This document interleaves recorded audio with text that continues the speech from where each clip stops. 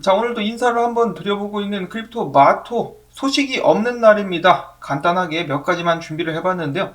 일단 첫 번째로는 일론 머스크가 본인이 보유한 테슬라 주식 10%를 매각하는 것에 대해서 설문조사를 진행을 했다라고 하죠. 일부 매체에서는 다가오는 억만장자세를 내기 위해서, 이에 대해서 대비하기 위해서 일론 머스크가 일부의 주식을 매각하려 하고 있다라고 예측을 하기도 했었습니다.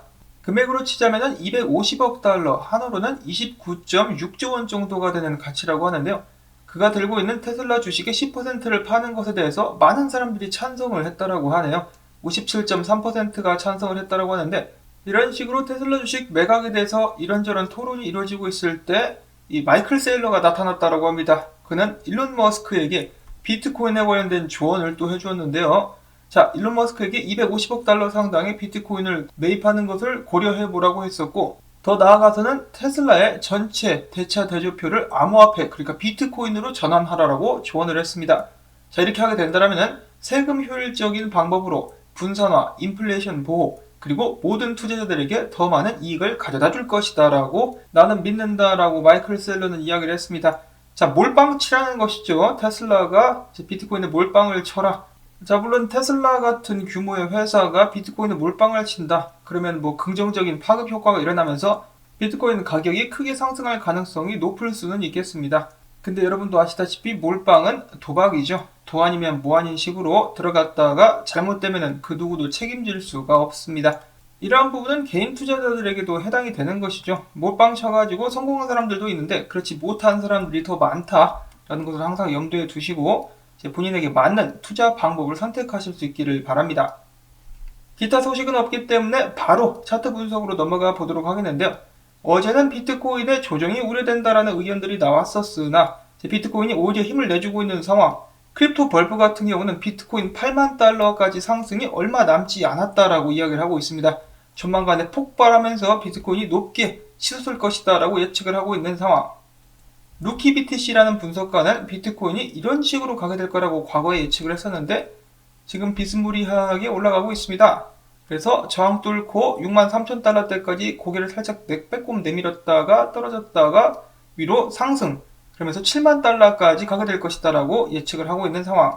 비트코인의 강세가 만약에 작년처럼 유지가 된다, 반복이 된다라고 쳤을 때 이런 식으로 프랙탈을 대비해 볼 수도 있다라고 하는데요. 지금부터 페넌트를 뚫고 상방향으로 강력하게 돌파하면서 연말까지 엄청난 상승이 나올 수 있다는 기대감이 일어나고 있습니다. 전체 분위기를 봤을 때 미국 증시도 계속해서 전고를 돌파하고 있기 때문에 비트코인의 지속적인 상승을 예상하는 것도 절대 무리가 아니겠습니다.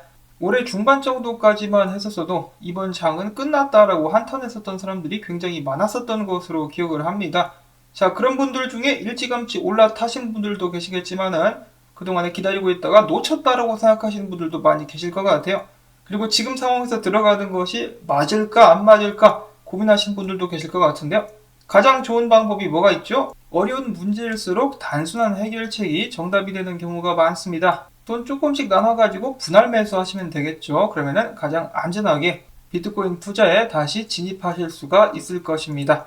다음으로는 알트코인 분석 몇 가지가 있어가지고 들고 와봤는데, 도지코인, 원조 개코인이죠. 원조 개코인이 최근에 이 추세장을 뚫었다 하는 분석이 있어가지고 이런 식으로 올라가지 않겠느냐라고 기대를 하는 분석이 있었고, 자, 다음으로는 유명 분석가 테디, 라이트코인의 모습이 좋아 보인다, 비트와 이더를 따라서 강력하게 상승하지 않겠느냐라는 기대를 하고 있다라고 합니다. 자, 라이트코인, 노장코인인데 과연 노장의 저력을 보여줄 수 있을 것인지 기대를 해보도록 하시고요. 다음으로는 서학개미, 저는 이 단어를 그닥 좋아하지 않는데 이 한국의 투자자들이 메타로 이름을 바꾼 페이스북에 1717억 원어치 주식 매수를 들어갔다라고 합니다. 자, 여기서 저희들이 참고할 수 있는 것은 만약에 이런 식으로 메타붐이 계속해서 분다? 그러면은 메타코인들 지속적인 상승을 기대해 볼 수가 있다. 마나라든지 엑시스라든지 그런 코인들을 계속해서 예의주시할 필요가 있다는 것을 저희가 알 수가 있겠고요. 자, 그 다음으로는 미국 대통령 직속 워킹그룹이 디파이 위험 요소 11가지를 짚어내는 리포트를 출시를 했다라고 하는데요. 발간을 했다라고 하는데 11가지 이유들이 있는데 보시면은 어느 정도는 그래도 좀 들어줄 만한데 어거지 쓰는 것도 있습니다. 관심 있으신 분들은 한번 찾아서 읽어보시면 될 것 같아요. 제가 이것을 방송에서 다 읽는 것은 좀 무리가 있다라고 생각을 하기 때문에 분들께서 관심 있으신 분들은 찾아보시면 좋을 것 같고, 자, 마지막으로는 미국 정부는 디파이 신경 쓰기보다는 인플레이션 잡는 데 좀 열을 올려야 될 것 같습니다.